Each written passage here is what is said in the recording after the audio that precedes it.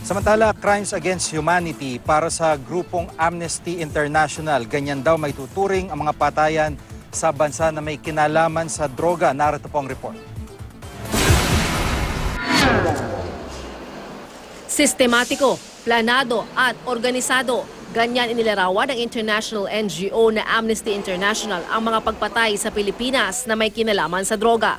Ayon sa grupo, nababahala sila na ang talamak daw na patayan ng mga sangkot umano sa droga ay maaaring ituring na crimes against humanity.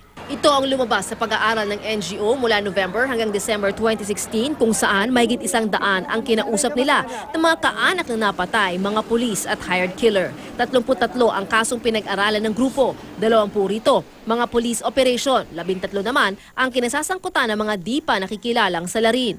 Nangyari ang mga insidente sa Metro Manila, Cebu at Cotabato. Ayon sa mga testigong nakausap ng grupo, ilan sa mga napatay na mga pulis ay sumisigaw ng susuko sila.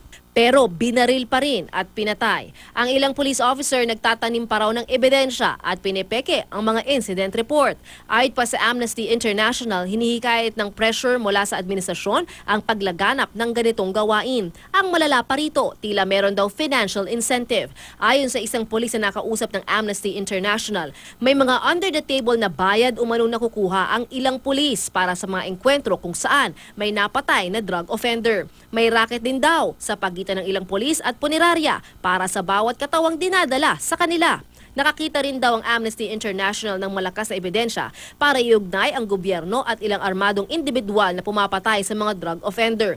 Ayon sa pulis na nakausap ng NGO, ilang pulis daw ang nagpapanggap ng mga armadong salarin para pumatay ng mga target. Sabi naman ng 2 taong binabayaran umano para pumatay ng mga drug offender, isang pulis na nasa active duty ang kanila umanong boss. 10,000 piso raw ang bayad sa kanila sa bawat pagpatay. Bago raw maupo sa pwesto si Pangulong Rodrigo Duterte, nasa 2 pagpatay ang tinatrabaho nila kada buwan.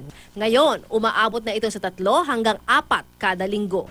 Kabilang sa rekomendasyon ng Amnesty International ang tuluyang pagpapatigil ng oplan-tukha at pagpapanagot sa mga pulis na sangkot sa di makatarungang pagpatay.